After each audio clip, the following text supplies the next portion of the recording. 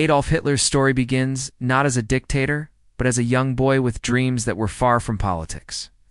Born in 1889 in Braunau-Am in Austria, Hitler grew up in a strict household. His father, Alois Hitler, was a government employee, stern and often harsh. His mother, Clara, was gentle and caring, and Hitler loved her deeply. From a young age, Adolf developed a passion for drawing and painting. He dreamed of becoming a professional artist, someone whose work would be admired in galleries and museums. At the age of 16, his father died, and this gave Hitler more freedom to pursue his artistic interests. He applied to the Academy of Fine Arts in Vienna, hoping to study painting. However, his applications were rejected twice. The professors at the academy told him he lacked talent in painting people, although he had some skill in architectural drawings. These rejections crushed his dream.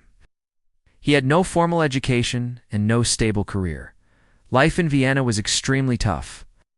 Hitler lived in poor hostels, often struggling with hunger and poverty.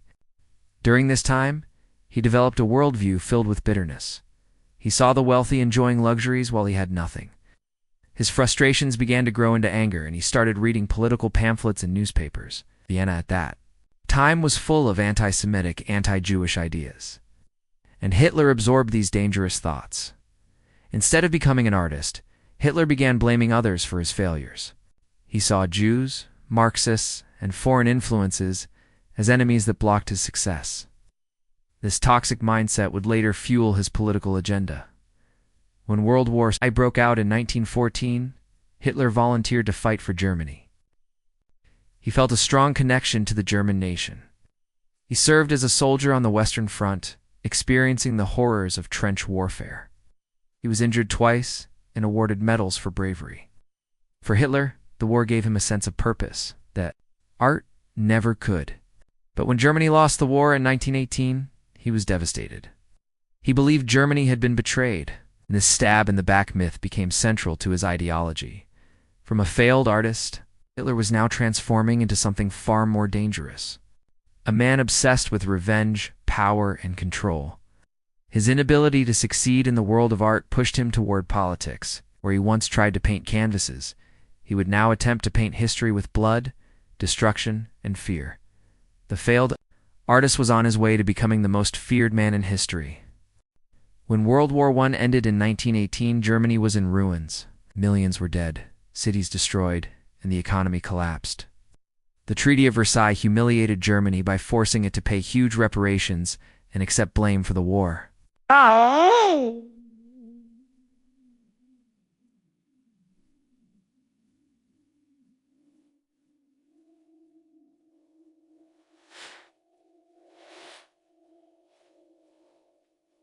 For many Germans, this treaty was a wound to their pride. Among the angry veterans returning home was Adolf Hitler. Hitler was devastated by Germany's defeat. He believed that the army had not truly been beaten on the battlefield but was betrayed by politicians, communists, and Jews at home.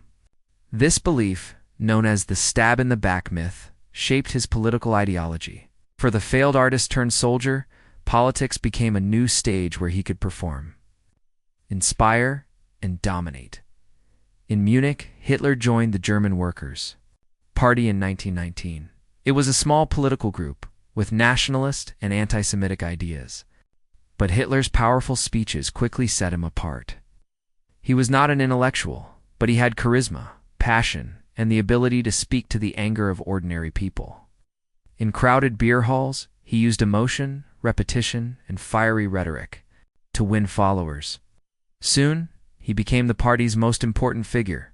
By 1920, the party was renamed the National Socialist German Workers' Party, the Nazi Party. Hitler designed its flag. It's a black swastika inside a white circle on a red background. This simple but striking symbol became one of the most feared emblems in history. Hitler attempted his first big move in 1923 with the beer hall putsch, an armed uprising in Munich aimed at overthrowing the government. The coup failed, and Hitler was arrested.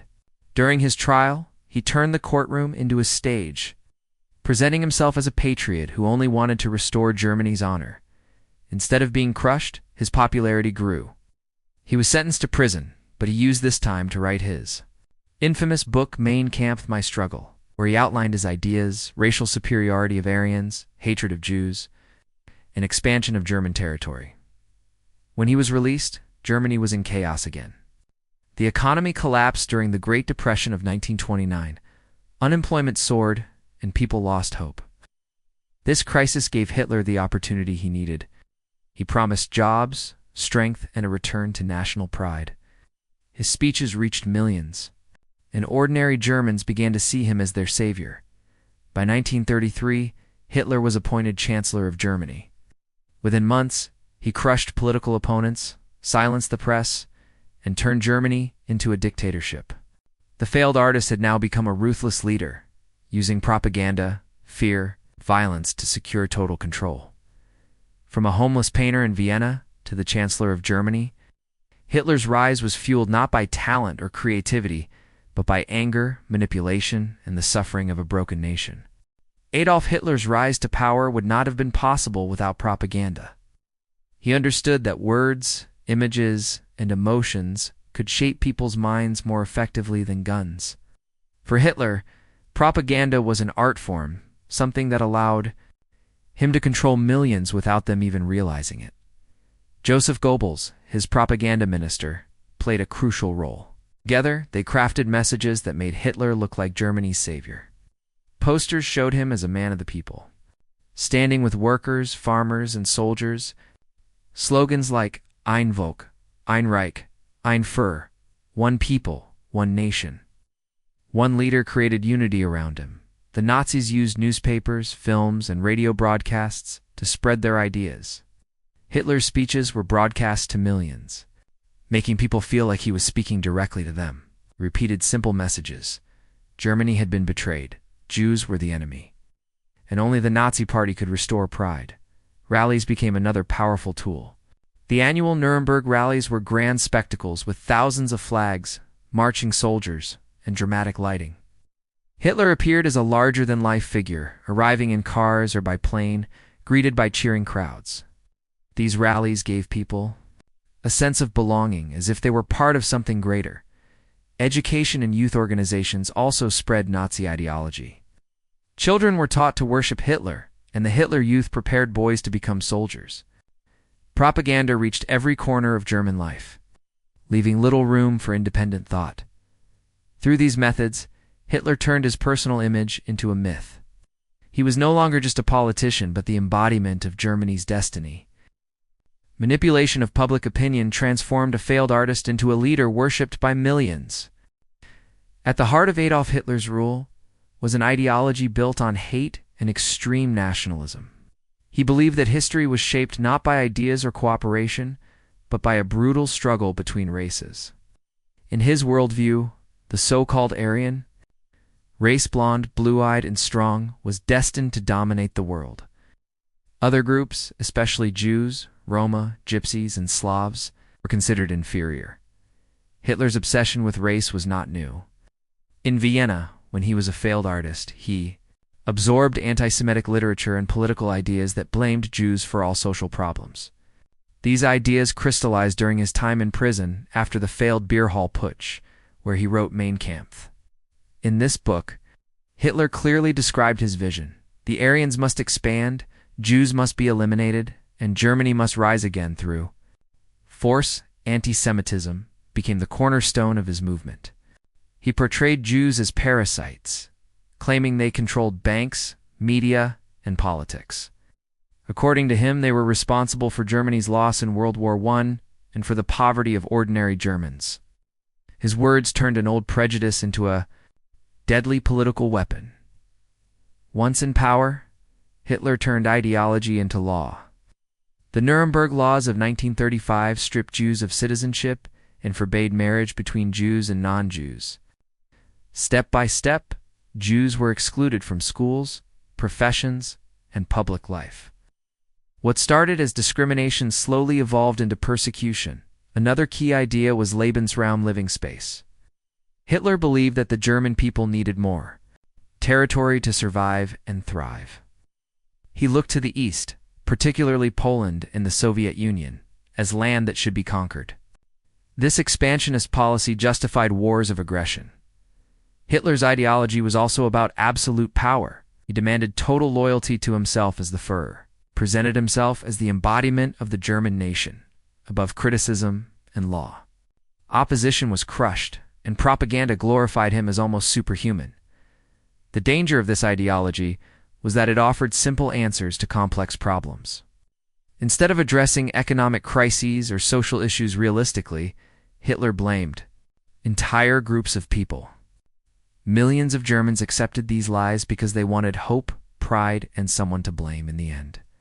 Hitler's ideology did not just remain words in a book, it became action. It justified the invasion of countries, the deaths of millions, and the Holocaust. His racial theories, built on ignorance and hate, caused one of the darkest tragedies in human history. What began as the angry thoughts of a failed artist eventually reshaped the world. His ideology turned him from a rejected painter into a dictator whose vision was written in blood. Adolf Hitler became Chancellor of Germany in January 1933. At first, many people thought he would be limited by laws, by President Hindenburg, or by traditional politicians. But Hitler was not satisfied with partial power. He wanted total control. And within a year, he transformed Germany into a dictatorship. The turning point came with the Reichstag fire in February 1933. A fire broke out in the German parliament building, and the Nazis blamed it on communists.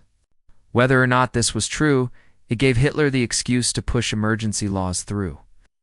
Civil liberties such as freedom of speech, press, and assembly were suspended. The government could now arrest and detain people without trial. In March 1933, the Enabling Act was passed. This gave Hitler the authority to make laws without the approval of Parliament. Effectively, democracy ended that day. The Nazi Party became the only legal political party. Opposition politicians were imprisoned or fled the country.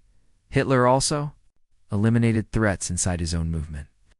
In June 1934, during the Night of the Long Knives, he ordered the execution of leaders of the SA, his former paramilitary group, who had become too powerful. This showed that he would kill even allies if they challenged him. When President Hindenburg died in 1934, Hitler combined the positions of Chancellor and President. He became the Führer leader of Germany with complete authority over the state, the military, and the people. Through propaganda and terror, Hitler tightened his grip. The Gestapo, his secret police, spread fear everywhere. Citizens were encouraged to report neighbors, and concentration camps began filling with political opponents, communists, socialists, and anyone who dared to resist. At the same time, Hitler gained popularity through economic changes. Massive projects like the Autobahn created jobs, while rearmament revived industry. Many Germans, tired of poverty, felt their lives improving and credited Hitler. He presented himself not only as a ruler, but as a savior who had rescued Germany. From humiliation step by step, Hitler dismantled democracy. Within 2 years of becoming chancellor, he had absolute control. The failed artist who once begged to enter an art school was now ruling a nation of millions with fear, loyalty, and propaganda. This transformation shows how fragile democracy can be when fear and anger dominate. Hitler did not just seize power. He was handed it by politicians who underestimated him and by citizens who longed for stability. By the time they realized what he truly wanted, it was too late. By the late 1930s, Hitler had transformed Germany into a powerful state once again. The economy had improved, unemployment had dropped, and the army was secretly rebuilt despite the Treaty of Versailles. But Hitler's ambitions were much larger than rebuilding Germany. He wanted to dominate Europe. His policy of Lebensraum, or living space, meant that Germany needed to expand its territory, especially to the east. The first bold step came. In 1936, when Hitler ordered German troops into the Rhineland, a region that was supposed to remain demilitarized under the Versailles Treaty, many feared that France or Britain would stop him, but nothing happened. Encouraged by this success, Hitler became more daring. In 1938, he moved toward Austria. Using propaganda and political pressure, he orchestrated the Anschluss, or annexation of Austria. German troops entered Austria without resistance, and many Austrians even welcomed him with flowers and cheers. Hitler had succeeded in uniting his homeland with Germany without firing a shot. Next, Hitler turned to Czechoslovakia. He claimed that the Sudetenland, an area with many ethnic Germans, should belong to Germany. Britain and France, desperate to avoid war, met with Hitler at the Munich Conference in September 1938. They agreed to let him have the Sudetenland, believing this would satisfy his demands. But Hitler saw their weakness as a green light for more aggression. In March 1939, he invaded the rest of Czechoslovakia, breaking his promises. The world now began to realize that Hitler would not stop. When he made demands on Poland, Britain, and France finally drew the line. Hitler, however, prepared for war. In August 1939, he signed the Molotov-Ribbentrop Pact with the Soviet Union. 1939, Germany invaded Poland. Blitzkrieg or lightning war shocked the world with its speed and power. 2 days later, Britain and France declared war on Germany. World War II had begun. Hitler's aggressive expansion showed his true intentions. Each move was carefully calculated. Test the limits, face little resistance, and then go further. What started with the reoccupation of the Rhineland ended with the outbreak of a global war. The failed artist from Vienna is now the man who set the world on fire. The early years of World War II made Adolf Hitler appear unstoppable. A strategy of blitzkrieg combined fast-moving tanks, aircraft, and infantry to overwhelm enemies before they could react. Poland fell in weeks. In 1940, German forces swept through Norway, Denmark, Belgium, the Netherlands, and France. By June, Paris was under Nazi control. Hitler stood at the peak of his power. Only Britain remained defiant. In the summer of 1940, the Luftwaffe launched the Battle of Britain, bombing cities and airfields. But Britain's Royal Air Force fought back, and Hitler suffered his first defeat. Frustrated, he turned east. In June 1941, he launched Operation Barbarossa, the largest military invasion in history, against the Soviet Union. At first, German troops advanced quickly, capturing vast territories. But the harsh Russian winter and fierce Soviet resistance stopped them. The Battle of Stalingrad in 1942-43 became the turning point. German forces were surrounded and forced to surrender.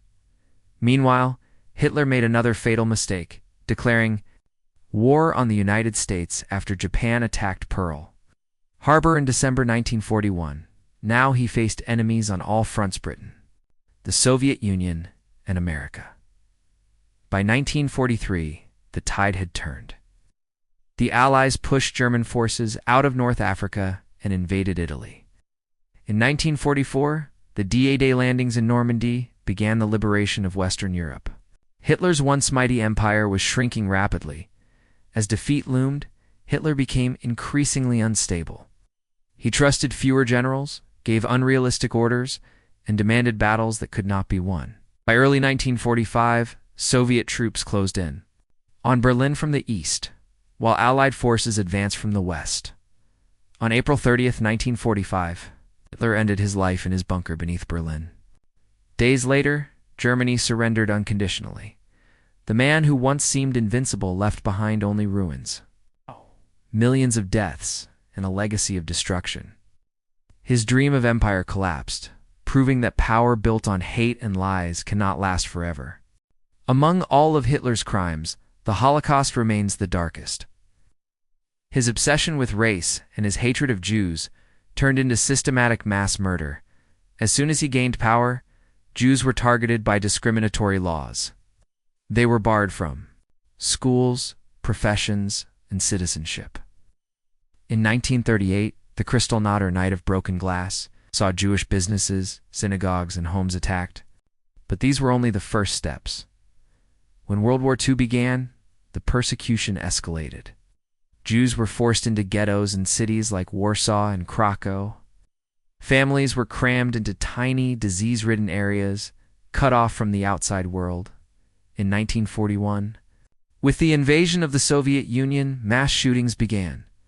Special squads, called Einsatzgruppen, rounded up Jews and executed them in fields and forests. But Hitler wanted something faster and more systematic. This led to the creation of extermination camps. Auschwitz, Treblinka, Sobibor, and others became factories of death. Trains transported millions of Jews and other targeted groups, Roma, disabled people, political prisoners straight to gas chambers. Bodies were burned in crematoria. By 1945, about 6 million Jews had been murdered. Millions more, including Poles, Soviets, and minorities, also perished. The Holocaust was not just mass murder, it was industrialized genocide. It was planned and executed by a modern state under Hitler's orders. The world discovered the full horror when Allied troops liberated the camps. Starving survivors, piles of corpses, and records of Nazi crimes shocked humanity. The Holocaust became the ultimate symbol of where hate and racism can lead. For Hitler, the Holocaust was the final expression of his ideology. For the world, it was a warning never to forget. Behind the image of the powerful Führer, Adolf Hitler was a man full of contradictions. Publicly, he appeared confident, commanding, and almost superhuman. Privately, he was insecure, obsessive, and emotionally unstable. He lived a surprisingly modest personal life. He rarely drank alcohol, never smoked, and later became a vegetarian. He loved dogs, especially his German Shepherd Blondie. Yet, this simple lifestyle masked the cruelty in his heart. Hitler's personality was shaped by failure and rejection. As a young man, he dreamed of becoming an artist, but was twice rejected by the Vienna Academy of Fine Arts. This humiliation stayed with him forever. Instead of accepting responsibility, he blamed others, Jews, intellectuals, and political enemies for his setbacks. He had an extraordinary ability to manipulate people. In speeches, he spoke with passion, repeating simple messages until crowds were swept away by emotion. But in private meetings, he could also be charming and persuasive, convincing powerful men to follow his lead. At the same time, he was deeply insecure. He avoided direct confrontation with strong opponents, often relying on loyal subordinates to carry out his brutal orders. He trusted very few people and constantly feared betrayal. His temper was legendary. He could explode in anger over small issues, screaming at generals or aides. These outbursts revealed his fragile ego and obsession with control. What made Hitler dangerous was this combination: personal failure, deep resentment, manipulative talent, and obsessive belief in his own destiny. He was not a genius, but he was skilled at exploiting people's fears and hopes, understanding. Hitler's personality helps explain how a failed artist became a dictator. His weaknesses turned into weapons when he found a nation willing to follow him blindly.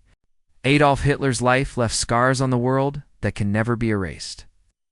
He turned personal bitterness into political ideology, and that ideology caused the deaths of over 70 million people during World War II, including 6 million Jews in the Holocaust.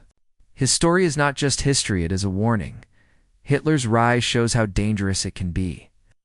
When societies are broken and desperate, after World War I, Germany was humiliated, poor, and divided. People wanted hope and strong leadership. Hitler offered simple answers: blame the Jews, blame outsiders, promise greatness. Millions followed him, believing his lies. His rule also proves the power of propaganda. Through speeches, posters, films, and radio, Hitler shaped reality. He turned himself into a hero in the eyes of the people. This shows how easily truth can be twisted when media and freedom of speech are destroyed. Another lesson is the fragility of democracy. Hitler was not elected as a dictator. He was given power legally. Once inside the system, he dismantled it from within. This is a reminder that democracy must be defended every day, or it can collapse quickly. The Holocaust remains the clearest. Warning: prejudice, racism, and hate speech may start small, but if unchecked, they can lead to genocide. Remembering Hitler's crimes is essential to prevent such horrors from happening again. Today, Hitler's name is a symbol of evil, but studying him is not about glorification. It is about vigilance. His journey from failed artist to feared dictator shows that anyone, even someone ordinary and unsuccessful, can cause unimaginable destruction if given unchecked power.